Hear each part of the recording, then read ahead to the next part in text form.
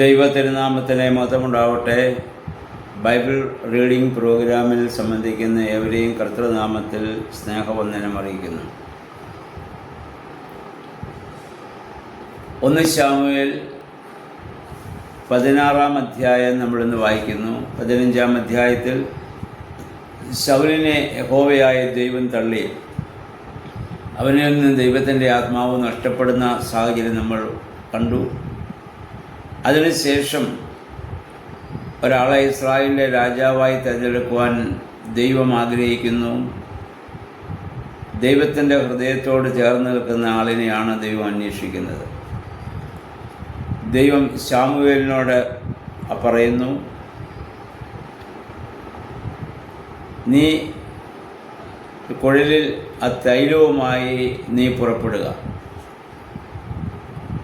യാഗമർപ്പിക്കുന്ന സ്ഥലത്ത് ഈശായിയെയും അവൻ്റെ മക്കളെയും നീ ക്ഷണിക്കുക, അവൻ്റെ കുടുംബത്തെ ക്ഷണിക്കണം. അവരിൽ നിന്നാണ് ഞാൻ അടുത്ത രാജാവിനെ തിരഞ്ഞെടുക്കാൻ പോകുന്നത്.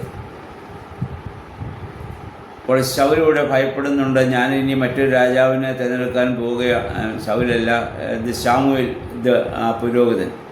അദ്ദേഹം ഭയപ്പെടുന്നു, ഞാനിപ്പോൾ മറ്റൊരു രാജാവിനെ തിരഞ്ഞെടുക്കാൻ പോകുന്നുവെന്ന കാര്യം ശൗൽ അറിഞ്ഞാൽ അദ്ദേഹം എന്നെ കൊല്ലും.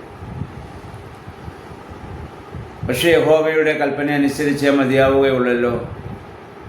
അപ്പം അതനുസരിച്ച് ശമൂവേൽ കുഴലിൽ തൈലവുമായി അവിടെ ചെല്ലുന്നു. ഈശായിയെയും കുടുംബത്തെയും അവിടെ ക്ഷണിക്കുന്നു. യാഗമർപ്പിച്ച ശേഷം ഈശായിയുടെ മൂത്ത മകനെ ഏലിയാവിനെ കണ്ടപ്പോൾ ശമൂവേൽ പുരോഹിതന് വളരെ ഇഷ്ടപ്പെട്ടു. നല്ല പൊക്കവും നല്ല സൈസായ ഒരാളാണ്. ശൗലിനെ പോലെ ഇങ്ങനെ തലയുയർത്തി നിൽക്കുന്നയാളാണ്. അവനെ ആയിരിക്കും ദൈവം ഉദ്ദേശിച്ചതെന്ന് അദ്ദേഹം വിചാരിച്ചു. അപ്പോൾ അവൻ്റെ മേൽ തൈലമൊഴിക്കാൻ ഒരുങ്ങുമ്പോൾ യഹോവയായ ദൈവം പറഞ്ഞു, അവൻ്റെ ആകാരവടിവോ മറ്റൊന്നും നീ നോക്കാൻ പാടില്ല. അവൻ്റെ ഉയരമോ ആകാരവടിവോ ഒന്നുമല്ല ഇവിടെ, ഞാൻ അവനെ തള്ളിയിരിക്കുന്നു. അതിൻ്റെ യഹോവയായ ദൈവം ഇവിടെ പറയുന്നുണ്ട്, മനുഷ്യൻ കണ്ണിന് കാണുന്നതനുസരിച്ച് വിധിക്കുന്നു, ദൈവമോ ഹൃദയങ്ങളെയും അന്തരന്തരങ്ങളെയും ശോധന ചെയ്യുന്നു. അതിനുശേഷം രണ്ടാമത്തെ മകൻ അബീനാദാബ് വരുന്നു, അദ്ദേഹത്തെയും ഞാൻ തള്ളിയിരിക്കുന്നു. അപ്പം അങ്ങനെ ഈശായുടെ 7 മക്കളെയും ശമൂവേൽ പുരോഹിതൻ്റെ അടുത്ത് കൊണ്ടുവന്നു. അവരാരും ഈ രാജസ്ഥാനത്തിന് യോഗ്യരല്ല എന്ന് ദൈവം ശമൂവേലിനെ അറിയിക്കുന്നു. അപ്പോൾ ശമൂവേൽ അദ്ദേഹത്തോട് ചോദിക്കുന്നു, ഇനി നിനക്ക് മക്കളുണ്ടോ? അപ്പോഴാണ് ഈശായി പറഞ്ഞത്, എനിക്കൊരു മകനോടുണ്ട്, ഇളയ മകനാണ്, അവൻ ആടുകളെ മേയ്ക്കാൻ പോയിരിക്കുകയാണ്.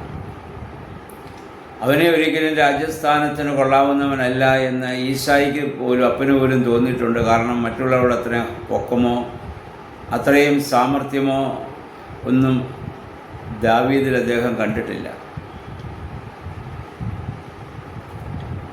അപ്പം അതുകൊണ്ട് ഈ യാഗത്തിന് വരുമ്പം ദാവീദിനെ ഒട്ട് അറിയിച്ചിട്ടുമില്ല.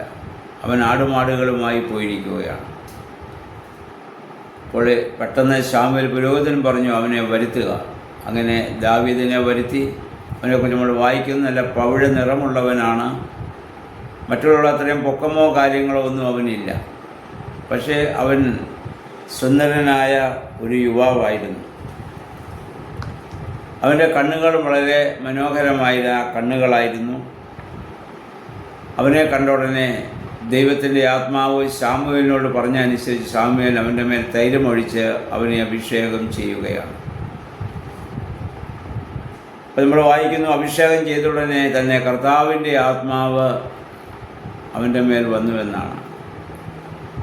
ശൗലിൽ നിന്ന് നഷ്ടപ്പെട്ട പരിശുദ്ധാത്മാവ്, ആ ദൈവാത്മാവ് ഇപ്പോൾ ദാവീദിൻ്റെ മേൽ വന്ന് ആവസിക്കുകയാണ്.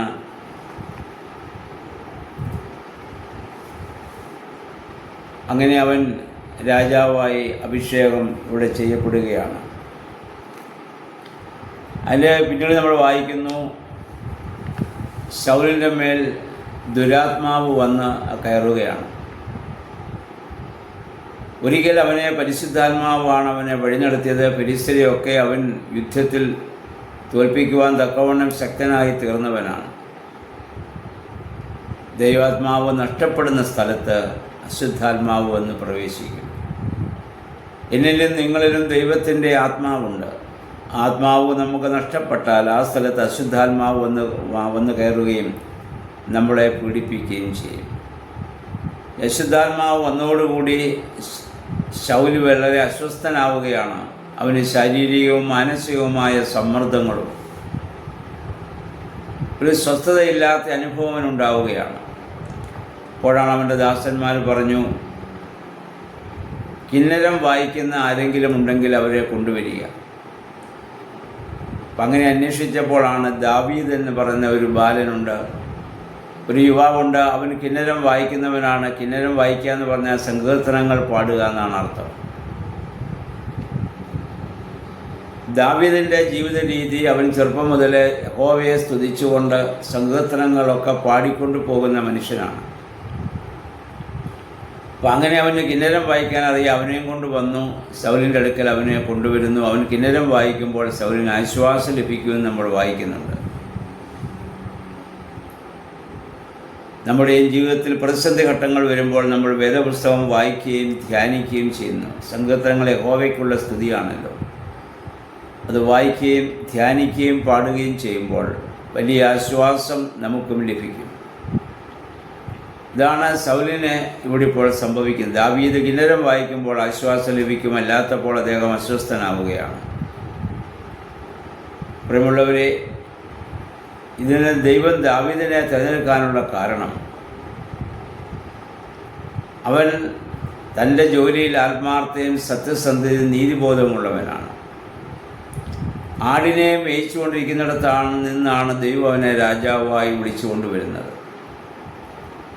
കർത്താവ് ശിഷ്യന്മാരെ വിളിച്ചതും അവരോരോ ജോലിയിൽ ഏർപ്പെട്ടുകൊണ്ടിരുന്നപ്പോഴാണ്. മീൻ പിടിക്കുന്ന അവസ്ഥയിൽ വല നന്നാക്കുന്ന സാഹചര്യത്തിൽ ചുങ്കസ്ഥലത്തിരിക്കുന്ന സ്ഥലത്ത് അങ്ങനെയുള്ളതായ ഓരോ ജോലികൾ ഏർപ്പെട്ടുകൊണ്ടിരിക്കുമ്പോഴാണ് ദൈവം വിളിച്ചത്, അല്ലാതെ അവർ പ്രാർത്ഥിച്ചുകൊണ്ടിരിക്കുമ്പോഴല്ല. ദൈവം നോക്കുന്നത് ഓരോ പ്രവൃത്തിയിലുമുള്ള ആത്മാർത്ഥതയും സത്യസന്ധതയും നീതിബോധവും അതിനോട് ചെയ്യുന്നതായ നമ്മുടെ കഠിനമായ പരിശ്രമമുള്ളവനെയാണ് ദൈവത്തിന് ആവശ്യം.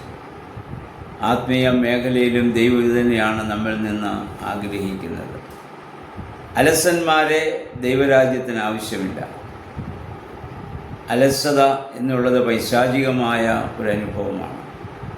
ഉത്സാഹികളായിരിക്കുക, ഉണർവുള്ളവരായിരിക്കുക. കർത്താവ് ഇപ്പോഴും പറയുന്നില്ലേ, കർത്താവിൻ്റെ രണ്ടാമത്തെ വരവിനെക്കുറിച്ച് പറഞ്ഞപ്പോഴും പറഞ്ഞു, നിങ്ങൾ ഉണർവുള്ളവരായിരിക്കുക, ബി അലേർട്ട്. ആ ഒരു മനോഭാവത്തോടായിരിക്കും.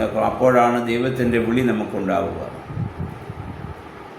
ശൗലിനെ ദൈവം തള്ളി, ദാവീദിനെ ദൈവം ഇവിടെ തിരഞ്ഞെടുക്കുന്നതായ സാഹചര്യമാണ് നമ്മൾ കാണുന്നത്. ദൈവം നമ്മളെയൊക്കെ വിളിച്ചിട്ടുണ്ട്, നമ്മളൊക്കെ ആയിരിക്കുന്നതായ തലങ്ങളിൽ. അവിടെ നമ്മൾ അലസരായിട്ടും അത് നമ്മൾ ദുർവിനിയോഗം ചെയ്താൽ ശൗലിന് സംഭവിച്ചത് തന്നെ നമുക്ക് സംഭവിക്കും. ദൈവാത്മാവ് നമ്മിൽ നിന്ന് നഷ്ടപ്പെട്ടു പോകും. അത് നഷ്ടപ്പെടാതെ ജീവിക്കുവാൻ ദൈവമേ, പരിശുദ്ധാത്മാവെ, ഞങ്ങളെ വിട്ടുപോകരുതേ. എപ്പോഴും ഞങ്ങളെ അവിടുന്ന് പ്രേരിപ്പിച്ചുകൊണ്ടും ഞങ്ങളിൽ പ്രവർത്തിച്ചുകൊണ്ടിരിക്കണമേ നമുക്ക് പ്രാർത്ഥിക്കാം. ദൈവം അതിന് നമ്മെ സഹായിക്കുമാറാകട്ടെ.